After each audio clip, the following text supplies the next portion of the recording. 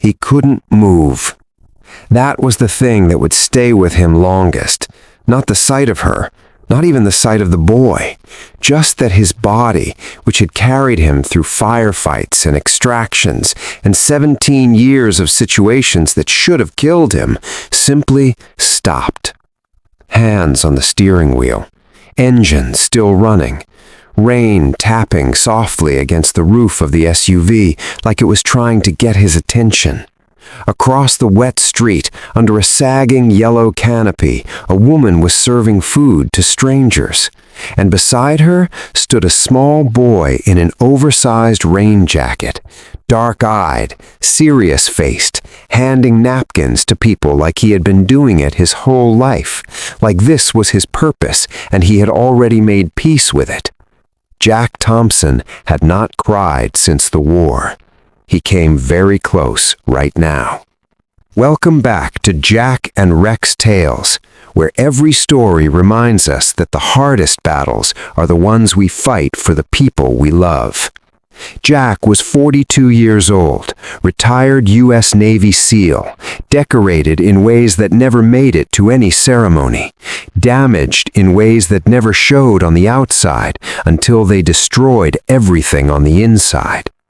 He had come to this part of town for nothing important, coffee maybe, something to fill a Thursday afternoon that would otherwise echo. That was how his days went now, structured around small errands that gave the hours a shape, because without shape, the hours became something he didn't want to sit inside. The German shepherd in the back seat shifted. Rex, 8 years old, 65 pounds of quiet, absolute loyalty, the only living creature in Jack's world who had witnessed every version of him, the soldier, the ghost, the broken man in the dark kitchen, and had never once looked away. Rex made a sound Jack had never heard from him before, not a bark, barely a whimper, something older and more instinctive than either, a sound that belonged to the part of a dog that remembers things the mind has moved past. He was already standing, nose pressed flat against the rain-streaked glass.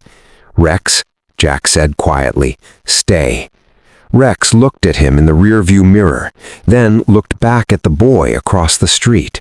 Jack reached for the door handle. He had no plan, no words, no version of this that made any kind of sense. He just needed to breathe air that wasn't trapped inside this vehicle with everything he was feeling. He stepped out into the rain, and Rex was already gone. The rear window had been cracked 2 inches. Somehow, impossibly, or perhaps not impossibly at all, Rex had pushed through it, landed without a sound on the wet pavement, and was crossing the street with calm and total certainty, not running, walking, like a man who has been lost for years and has finally, without drama, found the road home.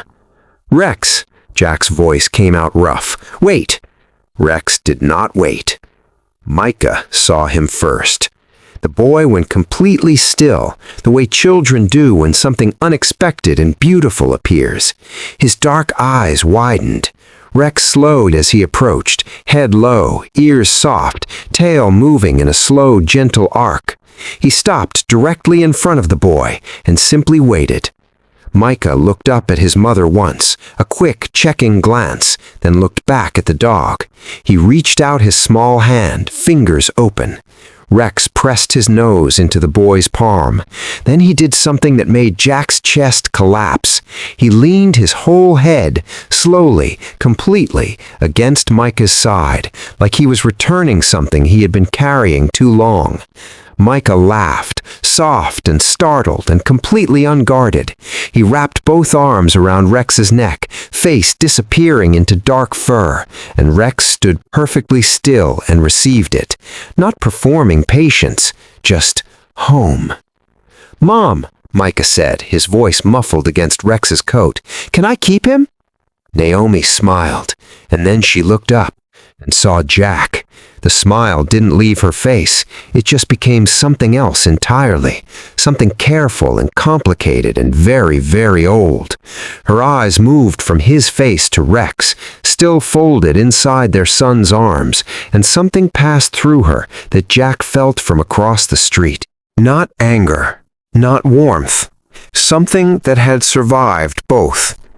There was a time, close enough to touch, far enough to ache, when Jack Thompson came home to laughter. He was 29 when he married Naomi. She was quick-minded and warm-hearted and saw through every wall he had ever built without making him feel exposed. They married in her mother's backyard on a September afternoon. Rex was 8 months old, a gift from a fellow SEAL who had quietly noticed that Jack slept better with the dog than with anything else in the world. Their life together was not dramatic. It was better. It was real. Arguments that dissolved by morning. Sunday evenings in the kitchen. Naomi humming something low and wordless while she cooked. Not performing, just existing inside her own contentment. Jack watching her from the doorway with the specific peace of a man who cannot believe his luck. Then Micah came. Jack held his son for the first time on a Tuesday night in November, and for exactly those first few hours he felt, with a completeness he had never experienced before or since, that his entire life had been aimed at this moment. Then deployment called, and Jack answered, because duty was the language he had spoken longest, because he didn't yet understand that the man who left for war and the man who came home from it would not be the same person. He came back 14 months later. Everyone said he seemed fine. Rex knew immediately. The dog began sleeping pressed against Jack's legs, not beside him, but against him, weight and warmth and breath, a living anchor. On the nights when Jack came out of the darkness gasping, heart slamming against his ribs, walls of the bedroom pressing inward, Rex was already awake, already there, already grounding him before he was fully conscious. No training had taught Rex to do this. He simply understood what Jack needed before Jack could name it. Naomi tried with a patience that Jack could not measure or repay. She held him through the shaking. She spoke softly into the long silences. She climbed out of bed at 3 in the morning and sat with him on the kitchen floor without asking why.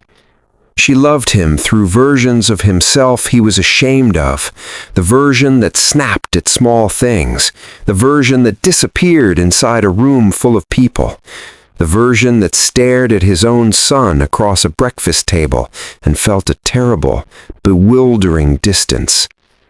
She tried, and Jack knew she was trying, and that knowledge sat inside him like a stone he couldn't lift, because he could see everything she was giving and could not find within himself the thing that should have been given back. One night, 2 in the morning, Jack at the kitchen table, Rex across his feet, Naomi coming downstairs in the dark, sitting across from him, not saying anything for a long time, because she had learned that silence sometimes reached him better than words. Finally, Jack spoke. "I don't feel anything anymore." His voice came out flat and exhausted, the voice of a man confessing something he had hoped would stop being true if he waited long enough. "Not even when I look at you. And I've tried, Naomi. Every single day I've tried." She didn't look away. "I know," she said softly. "I can see you trying. You deserve a man who actually came home." He met her eyes. "I left something over there that I don't know how to get back, and I can't keep asking you to wait for a person I don't know how to be anymore." Naomi's tears came quietly. No sound, just a steady fall that she didn't reach up to stop, because she wasn't crying from surprise. She was crying because she had known this moment was coming for months, and knowing it didn't make it hurt any less. "I still love you," she said. "I know," Jack said. "I love you too. That's why I can't do this to you anymore." She nodded once, slowly, the way people nod when they understand something they desperately wish they didn't. 2 nights later, she packed a bag in the dark, lifted Micah from his bed, still sleeping, small face tucked against her shoulder, and carried him out to her car. Rex sat at the front door and whined, one long, low, inconsolable sound. Jack stood at the window and watched the headlights back down the driveway, watched them reach the street, watched them disappear. He stood there for a long time after they were gone.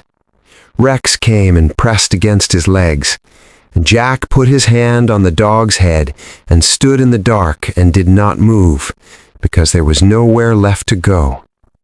He crossed the street slowly, rain soaking through his jacket. Naomi watched him come without expression. "Naomi," he said. "Jack," just his name, measured. A door neither opened nor closed. Micah looked up from Rex, studying this stranger with the open, unfiltered curiosity of a child who has not yet learned to pretend. "Mom, who is he?" Jack crouched down to the boy's level. Rain fell from his hair. He looked at his son's face, the dark eyes, the slight furrow of concentration, the way he held himself with a quiet dignity that he had learned from his mother. "I'm Jack," he said. Micah studied him, then looked at Rex, then back at Jack. "Why does your dog feel like he already knows me?" The question landed somewhere in Jack's chest and stayed there. He looked at Naomi briefly. Her jaw was tight, but her eyes were soft in the complicated way of someone watching something painful and necessary happen at the same time. Jack looked back at his son. "Because he does," he said quietly. "He met you when you were very small. He never forgot you." Micah absorbed this with great seriousness. "Were you there too?" he asked. Jack held the boy's gaze. "Yes," he said, "I was there." A long pause. "Why did you leave?" Micah asked, not with anger, with the simple, devastating honesty of a child asking a question that every adult in the room has been too afraid to say out loud. Jack felt the words go through him like cold water. He didn't look away. "Because I was broken," he said, "and I didn't know how to fix myself yet. And I was afraid that staying would hurt you more than leaving." Micah looked at him for a moment. Then he looked at Rex. Rex looked back at Jack. "Did you fix yourself?" Micah asked. Jack's voice came out barely above a whisper. "I'm still working on it," he said, "but I showed up. That's the first part." He didn't ask for anything. The next morning he arrived before the stall opened, carrying supplies, new cups, a propane burner that worked properly, a canvas repair kit for the sagging canopy corner. He set everything down without ceremony and stepped back. Naomi looked at the supplies, then at him. "I'm not here to take anything back," Jack said. "I'm not here to explain myself or make promises. I just want to help, if you'll allow it." She said nothing, but she didn't send him away. He came back every morning. He fixed the canopy, he carried the heavy containers from her car without being asked, and set them exactly where she needed them without having to be told. He learned the rhythm of her operation and moved within it without disrupting it. He spoke when spoken to and didn't fill silence with words that were only there to make himself feel better. And Rex stayed close to Micah every single day. The boy talked to Rex the way children talk to the one listener they trust completely. Everything, all of it, school and dreams and small injustices and moments of unexpected joy, all delivered to a dog who received each word with complete and serious attention. One afternoon, Micah sat on the curb with Rex's head in his lap and looked up at Jack. "Did you go to war?" he asked. "Yes," Jack said. "Did you win?" Jack looked at Naomi. She had gone very still behind the stall, hands quiet, listening. He looked back at his son. His voice broke at the edges. "No," he said. "I lost something a lot more important than any war." Micah didn't fully understand, but he nodded with the instinct children carry for true things, the instinct that recognizes weight even when it can't yet name it. He put his hand on Rex's head. Rex closed his eyes. 3 weeks in, a man came to the stall loud and escalating, a dispute over change that became something uglier. He leaned across the folding table toward Naomi, voice rising, and Naomi stood her ground with steady eyes, but her hands gripped the table edge, and the muscle in her jaw was tight. Rex moved before Jack did. He stepped in front of Naomi, not lunging, not growling, just present. A wall, an absolute, unambiguous statement that this was where he stood, and nothing would move him. Then Jack stepped up beside him. He didn't raise his voice, he didn't threaten, he simply stood there with the particular stillness of a man who has been in truly dangerous situations and knows that this is not one, which somehow makes him more, not less formidable. The man looked at Rex, then at Jack, then left. Naomi exhaled slowly. She looked at Rex for a long moment. Then she looked at Jack, really looked at him, and something shifted. Not forgiveness, not yet, but recognition. The man standing in front of her was not the hollow, disappearing person from the dark kitchen. This was someone who had done hard and private work and come out the other side, carrying something he hadn't had before. Something steady. Months passed. Trust returned the way feeling returns to a cold hand, slowly, then painfully, then suddenly and all at once. Jack got help. He said it simply when Naomi finally asked, not as an announcement, not as a bid for credit, just as a fact. "I got help. Took me too long to accept that I needed it, but I got it." She nodded and didn't say anything else, and that was enough. On the nights Micah had bad dreams, Jack sat outside the boy's door, not going in unless called, just being there, a presence on the other side of the wood, available. Naomi saw him there once at midnight and stood in the hallway for a moment without speaking, then went back to bed. She told him later, much later, that it was that moment, not the supplies or the canopy or even Rex and the aggressive man.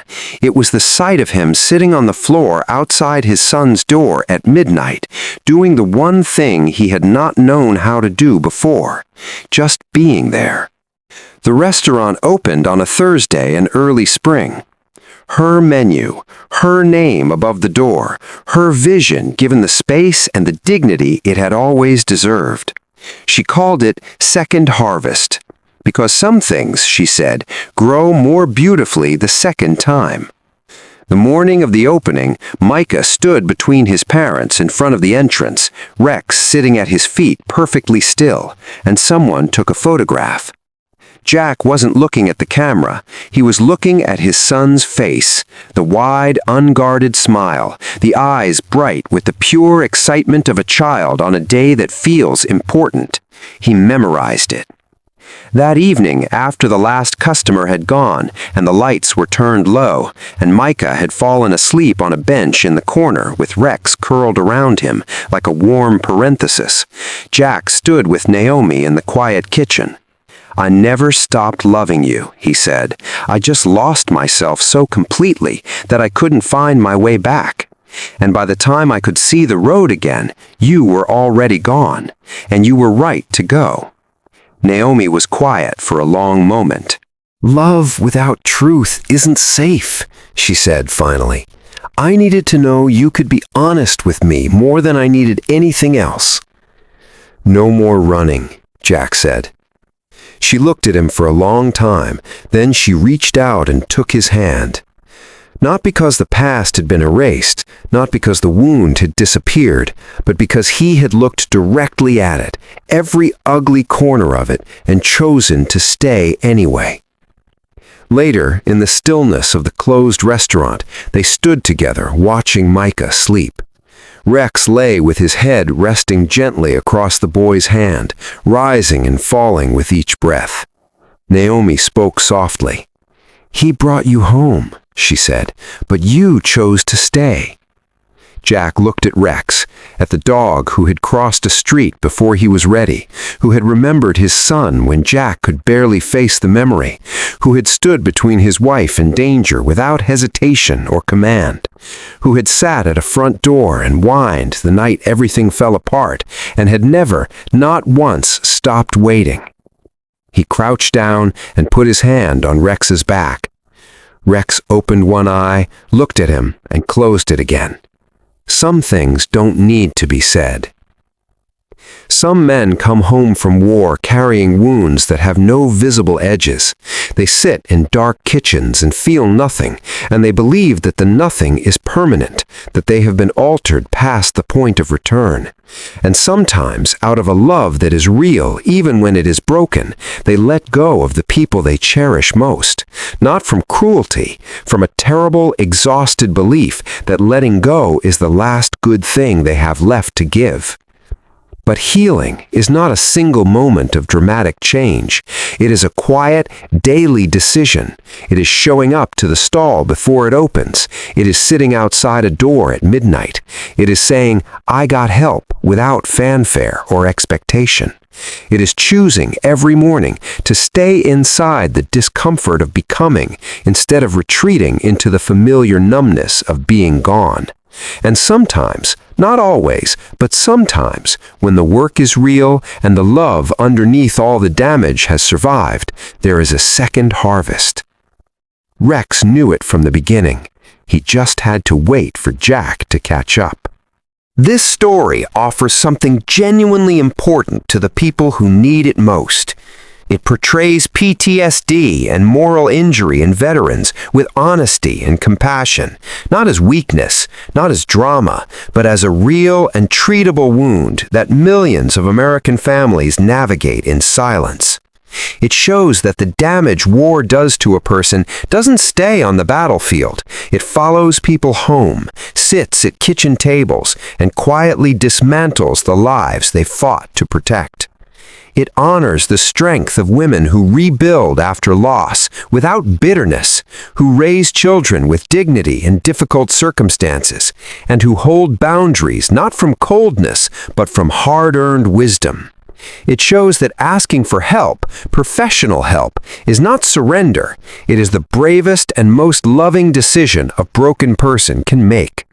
The role of Rex reflects what research on service and emotional support animals has consistently confirmed, that animals provide a form of presence and grounding that human connection sometimes cannot reach, particularly in trauma survivors. And at its heart, this story carries the lesson that redemption is not announced, it is lived, quietly, consistently, one morning at a time. If this story lived inside you, if you recognized Jack's silence or Naomi's strength or the way Rex crossed that street before anyone was ready, then you already understand why these stories matter. Real courage is not always visible. Sometimes it looks like a man crouching in the rain in front of a son who doesn't know his name yet. Sometimes it looks like a woman building something beautiful out of what was left. And sometimes it looks like a dog who never once forgot who he loved and simply waited for everyone else to find their way back. If you believe that broken things can grow again, that showing up is its own kind of heroism, subscribe to Jack and Rex Tales. Every story here is a reminder that the most important battles are the ones we fight for the people we love, and that loyalty, quiet and patient and unshakable, is the most powerful force in any human life.